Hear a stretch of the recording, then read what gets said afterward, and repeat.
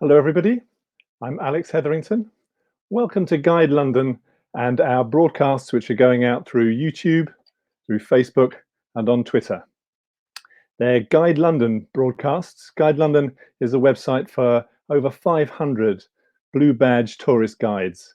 It's our way of reaching out to the world, taking London to the world, and in these times of bringing you from around the world into London. Our website has all sorts of information on tours and attractions, on places in London that you can visit. There are the tour descriptions of royal palaces, plenty of them. And royalty is our theme this week. On Tuesday, it's the Queen's birthday. So all of the broadcasts this week have something of a royal tinge to them, a royal flavour. On Wednesday, we'll be visiting Windsor Castle, where the Queen is staying at the moment, and really her favourite residence, referred to as home rather than Buckingham Palace, which is in central London, and that's the office. So George III, a king who loved Windsor Castle, and Windsor Castle are the topics on Wednesday. And on Friday, we'll be looking at the very popular, around the world, very popular Netflix series, The Crown. But today, because the birthday, Her Majesty's birthday is tomorrow, it's going to be party day. I'm going to hand you over to our host, and I'll bring in Charlotte now to introduce today's broadcast. Hello. Charlotte, welcome. Thank you very much, Alex. Thank you, everybody. Happy Monday to you all. As Alex said, my name's Charlotte Thurlow, and I'm one of the over 500 members of the Association of Professional Tourist Guides, or APTG for short. And actually, I once sat on the branch council for the APTG, and I was part of heading up their social events team.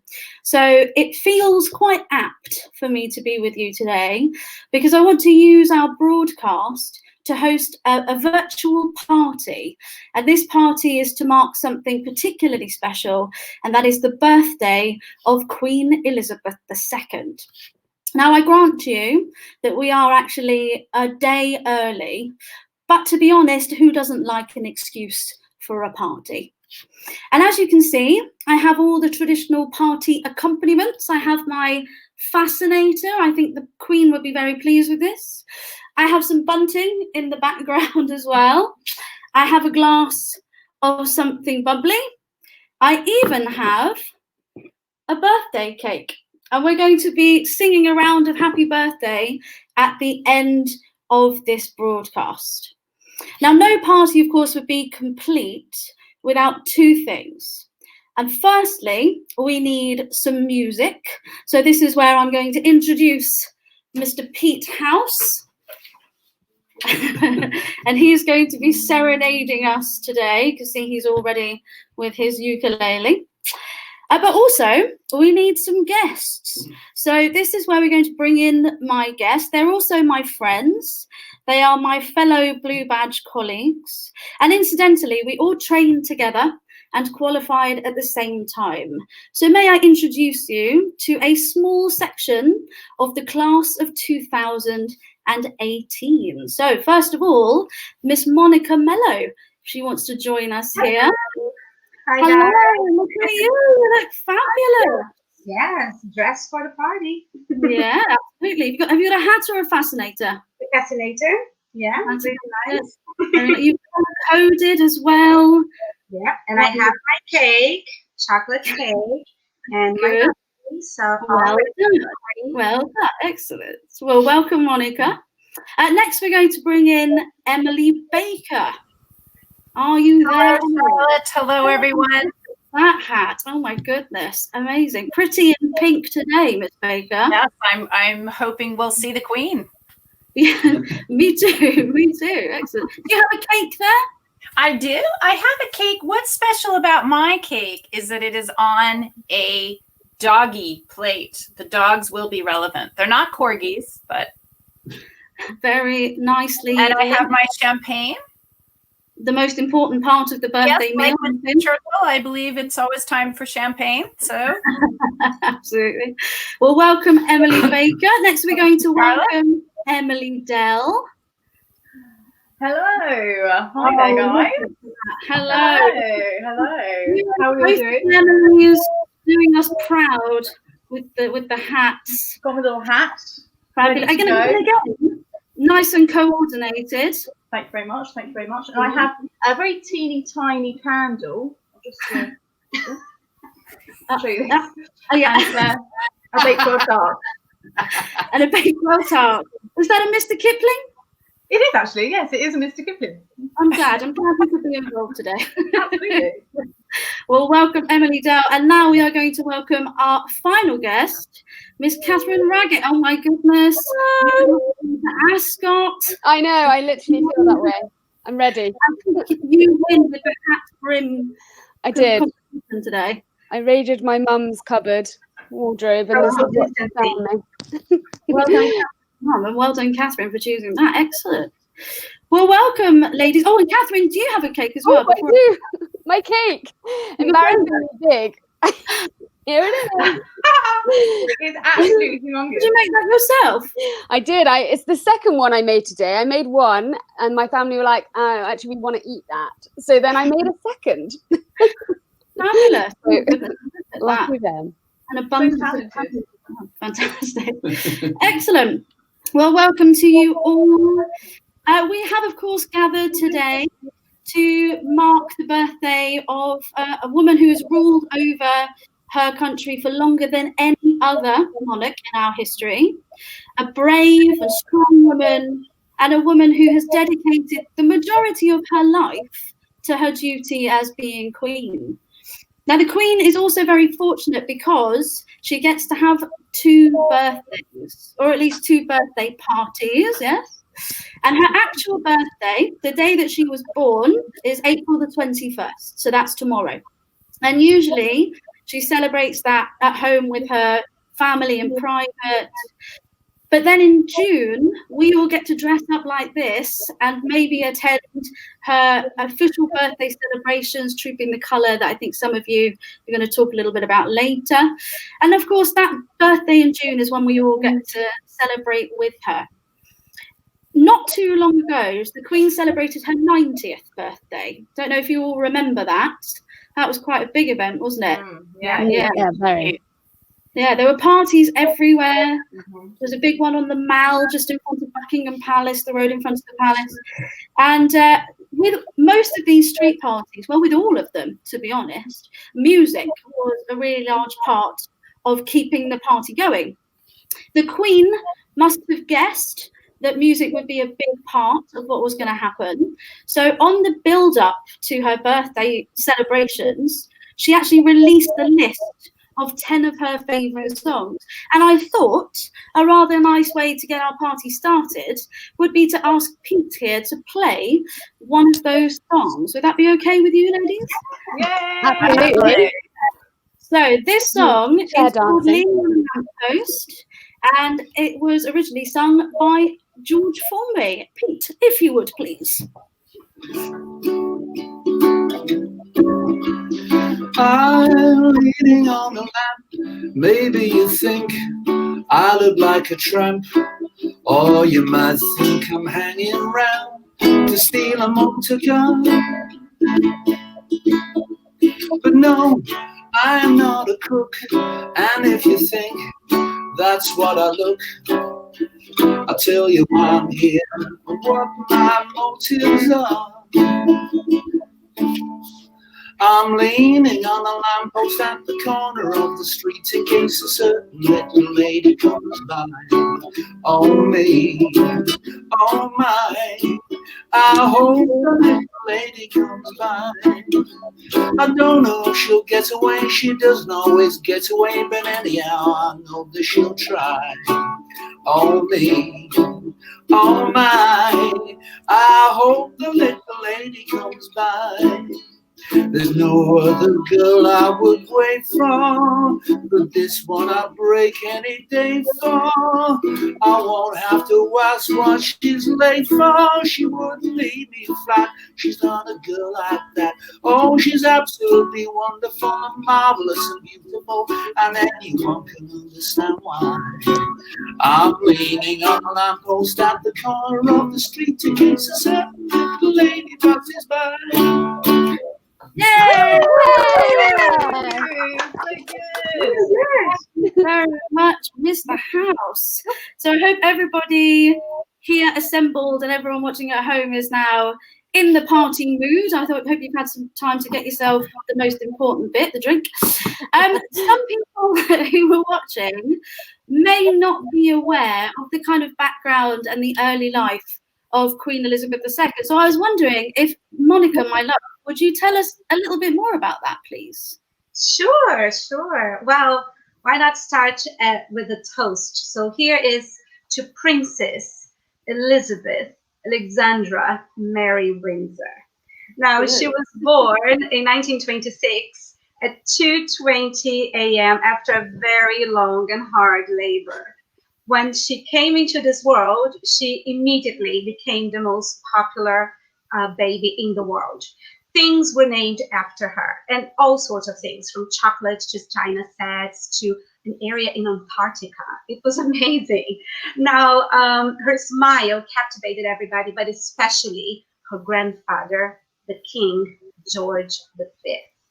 Now, George V, he was king during the First World War, for those of you who don't remember, who don't know him.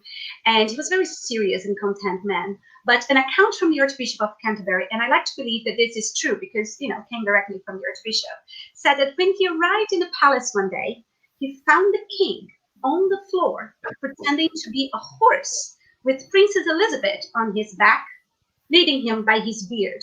I thought this is fascinating. This is how much he loved his little girl.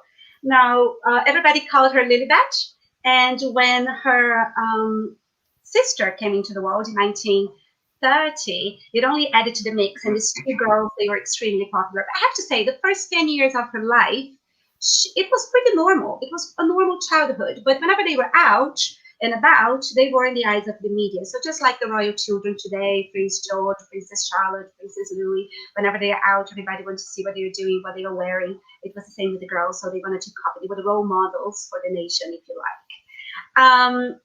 Her cousin, Margaret Rhodes, she described Lilibet as being a jolly little girl, but fundamentally, she was sensible and very well behaved. Her father described her being his pride. Margaret was his joy. So this tells us a little bit about her and her sense of duty very early on in her life. Now, her life changed completely when her father was crowned King George VI, and she moved to Buckingham Palace. Now, this was in 1937, and the king really soon realized that he needed to prep her because he felt very unprepared for the role. And he thought, my daughter is going to succeed as queen one day, so she must be ready. And for her, it was great because it was a great opportunity to spend more time with her father, who she adored. Now, the war broke in this country in 1939. During the Second World War, the family made the decision to stay in London, but at some point they decided to keep the girls, the two princesses, in Windsor Castle, which we're going to talk and we're going to hear more about it later this week. So she said that she went there to spend a weekend and ended up spending the whole time of the war. She was 13 at the beginning of the war, 19 at the end. And she was not using Windsor as a playground. She was working. She did her first ever broadcast from Windsor in 1940 to the children of the nation. She and Princess Margaret performing pantomime plays during Christmas and between 1941 and 44, and they would raise money for the Royal Household Wool Fund. She also made history when she became the first woman from the royal family to serve as a full-time active member of service when she joined the Auxiliary Territorial Service. Now, she learned how to drive, how to fix engines, how to read maps. She was working, doing the work effort, which I think it's amazing. Now, 2 years after the war, in 1947, she joined her very first troop in the color. It was the official birthday of her father.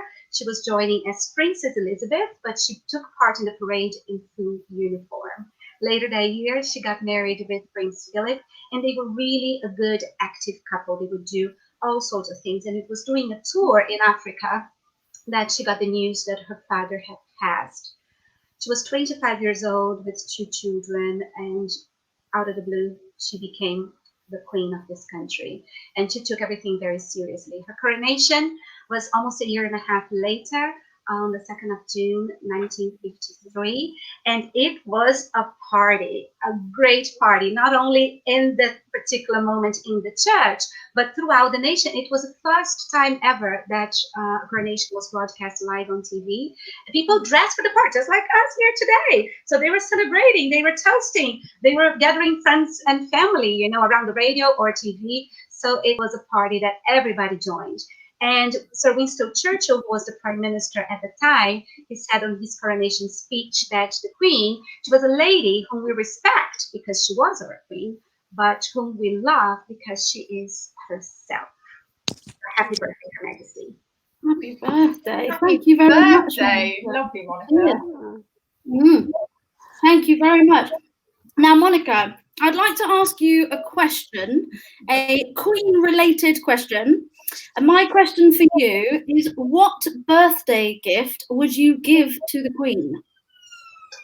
Well, it's very hard to pick a gift for someone that can probably buy whatever she wants from all over the world. And so I think making gifts can be something good, but I know she loves chocolate just like me. So I think I would go on the chocolate side and maybe have it made in the shape of a corgi or something.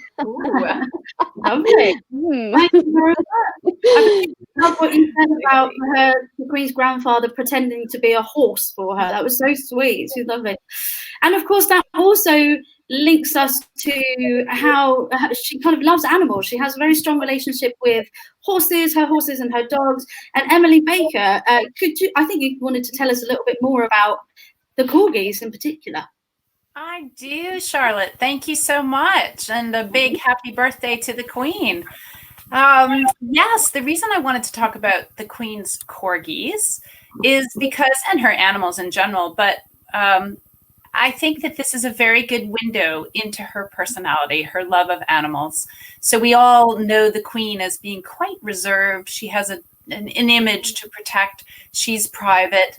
But I think when we look at her with her animals, we're very comfortable seeing an image of her in a trench coat crossing a field surrounded by corgis. And this humanizes her to us, doesn't it? So she is especially fond of corgis. She's had lots of dogs in her life, but she's especially fond of corgis. And the relationship goes way back. So her father, who of course was King George VI, gave her first corgi. He brought it home, and this was called Dookie, short for Duke. And that was love at first corgi for Princess Elizabeth.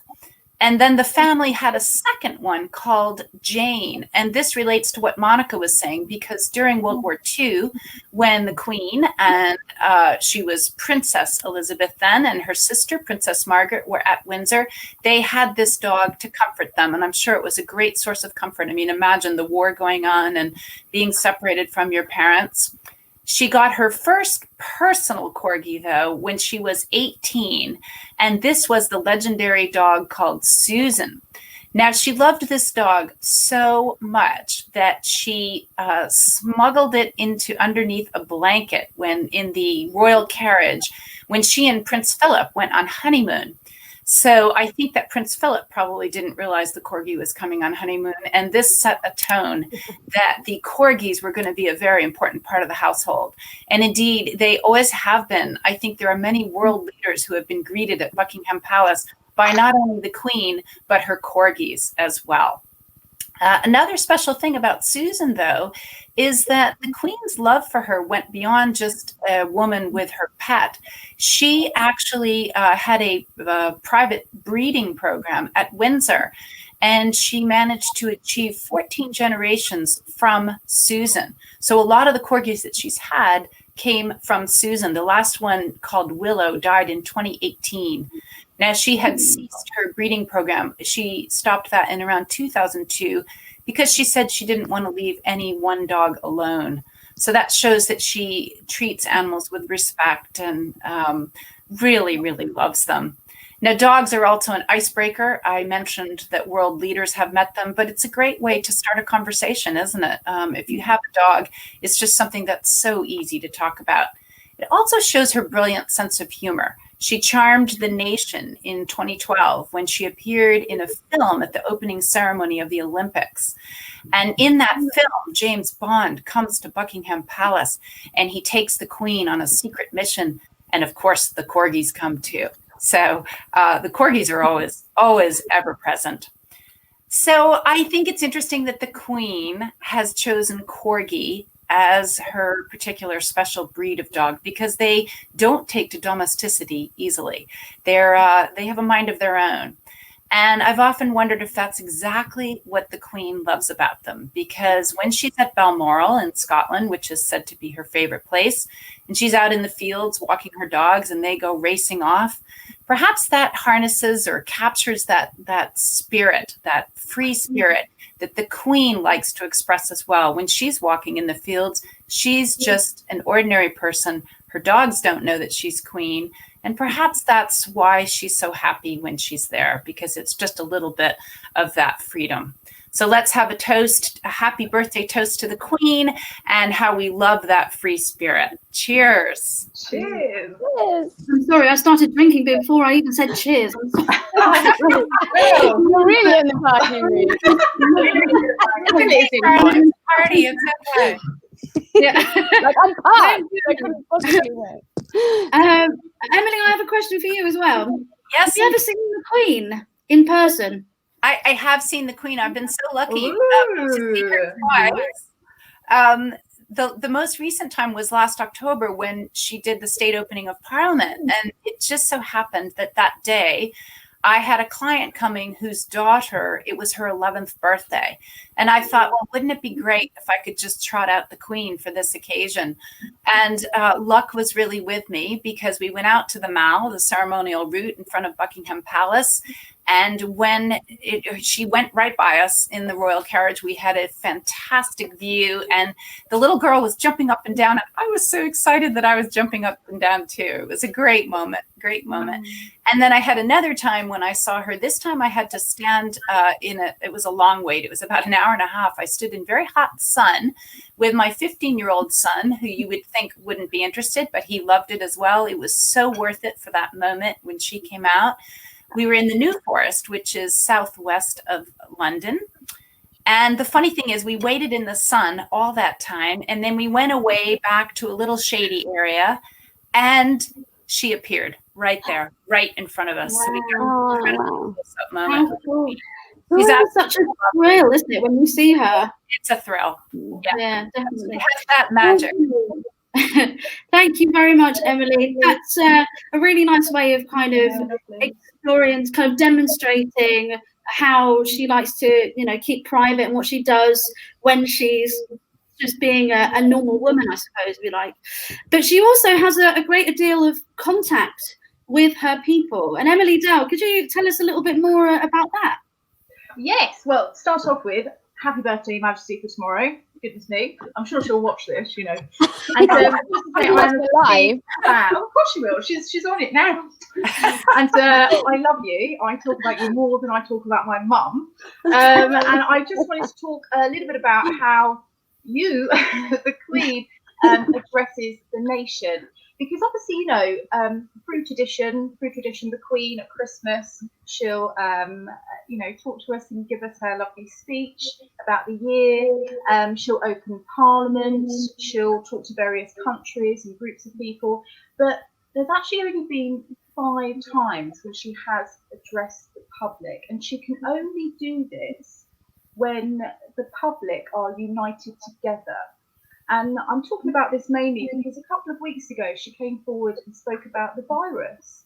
And I just thought, wow, when the Queen addresses the public, it just it just has such a big impact. And when she said, you know, the success will belong to us all, I thought, oh gosh, yes, we are all in it together. And obviously you do feel that anyway, but just hearing her say it, it just gives you, it gave me just such a big kind of, oh, I don't know, I just felt it was just a really, really special moment. And of course, when she said, you know, we will see our friends again, we will see our family again, we will meet again, it just really pulled at the heartstrings and connects to the song by Vera Lynn, which then, you know, transports us back to the 1940s, World War II.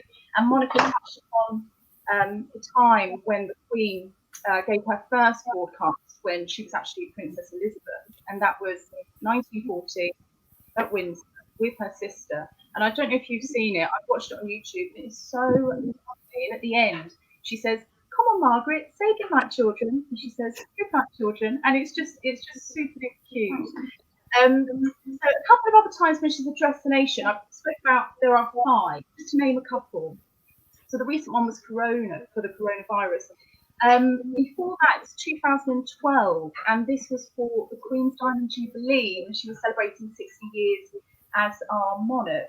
And before the celebrations began, she came out to the public, or her advisor did, should I say, and said, "The Queen said, it is not compulsory for you to celebrate. You do not have to celebrate." But of course, everybody did.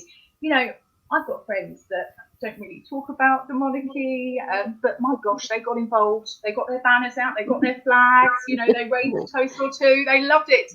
And afterwards, she came out to the public, addressed the public, and just said that she hopes that these memories that everybody's created will last a lifetime. A time before that was in 2002, and this was when she lost her mother.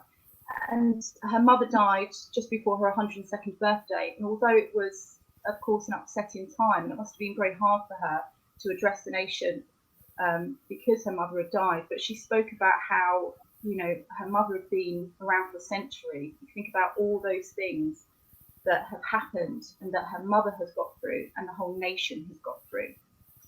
So I just wanted to mention a couple, and I just think, you know, it's very special when the Queen comes forward, and it really does make you feel united. Absolutely. Thank you, Emily. Yeah, there's loads of people around the world that I know that, well, particularly in England, that will schedule their whole Christmas day around getting the Queen's speech, don't they? So her contact with the public is absolutely really important. Now, my question for you, if you could be Queen for the day, what is the first thing you would do, please? Crikey, if I was Queen for the day, I'd have breakfast on the balcony at Buckingham Palace. Yes, I'd be eating my salmon and avocado, waving, and then I'd walk through Green Park, and then I'd get on the tube just to see what reaction I'd get. Very nice. Very modern. She sounds very down to earth. You're a very down to earth. Very, very modern one. Thank you. Yes, with all that contact with the public, it's a very 21st century thing to do. And Catherine, you're going to tell us a bit more about how the Queen has led the public into the 21st century, or what led the royal family, rather, whilst kind of maintaining traditions. Do you want to tell us a bit more? Yeah, because being part of the royal family, there are so many traditions that they have to follow. But actually, I think what's special about the Queen is that she doesn't follow the traditions blindly, meaning she understands the importance of moving forward and just moving with the times where necessary. So, I mean, we've talked quite a lot about the connection with the people, but I'll just talk about a little bit more. For example, it's a very traditional way they talk or greet the people is from the balcony on Buckingham Palace. And they've done this since sort of the mid-1800s during the reign of Queen Victoria. And they still do this on the Trooping the Colour when it's the official birthday. But then as technology has grown, she was the first monarch to actually be in all our living rooms on Christmas Day, actually being in there. We could see her face because she was on TV.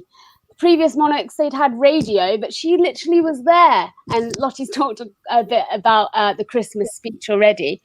And now even more so, we've got social media. She's on Instagram. You can follow her. Great gal, the royal family. She's all over it. She loves it. But actually, also, my sort of guilty pleasure is definitely reality TV. Don't tell anyone. But you can see that the Queen was sort of ahead of her time, because back in 1969, she actually invited the cameras in to their home in Balmoral, and you could see them having a barbecue, nice summer evening, just like a normal family would. So it kind of gave that, so broke the barriers down between royal family and sort of ordinary people, which was cool. And actually, talking of family, often when you think about the Queen, you think, oh, her role, her duty is to serve the nation, which is so true.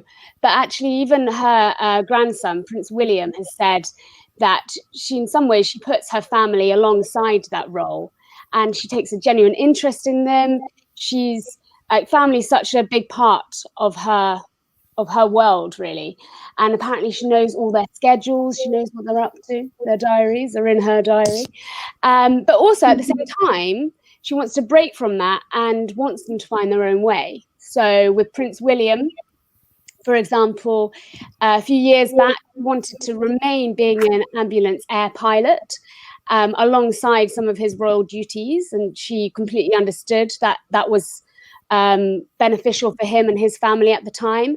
And even more recently, with which has been in the news a lot, with Prince Harry and Meghan deciding that the best thing for them is to relocate across the pond, and sort of her acceptance of that. Now, just quickly, I just want to quickly mention her fashion, because if you get the opportunity to see the Queen ever, you always spot her. She's wearing those bright colours. She needs to be seen. She's got her coat, her dress, accessorised with matching hat, gloves, pearls. I mean, she looks amazing. Who knows what's in her handbag? No one will ever know. Exciting time. But having said that, with certain events, usually she has to wear specific crowns, specific robes. But now she's starting to realise, actually, I don't need to wear those robes or the crown. The crown can just sit next to me. For example, at the state opening of Parliament, if you look at pictures from before versus the last couple of times, you see that the difference in what she's wearing has changed. So she's adapting and realizes she doesn't always have to follow the strict protocol of the past. So happy birthday. Thank you. Oh, another post. Yes. Thank you. Yeah, sorry. Happy birthday. Well, thank you very much, ladies. Now, Catherine, I have your question. Ooh. And that is, if you could ask a question to the Queen, just one, what would that question be? Oh, okay. I would say, if you could do it all again, lucky her, what one thing would you do differently? Ah, very nice. And for everybody, what do you think the Queen has in her handbag?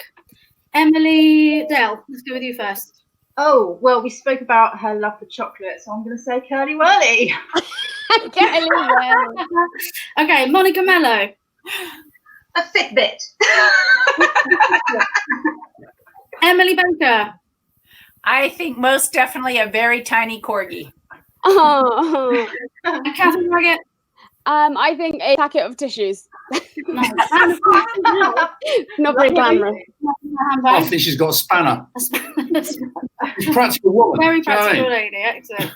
Right, so as we come to the end of our broadcast today, it feels only right now that I'm going to get the cake, the candles, and we're going to see everybody's got their cake and their candles. Lovely.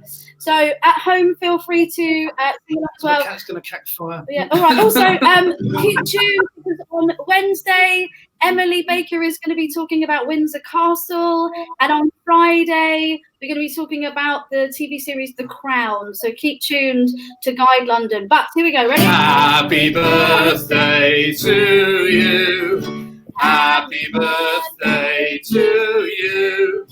Happy birthday, Your Majesty. Happy birthday to you. Woohoo! Well done.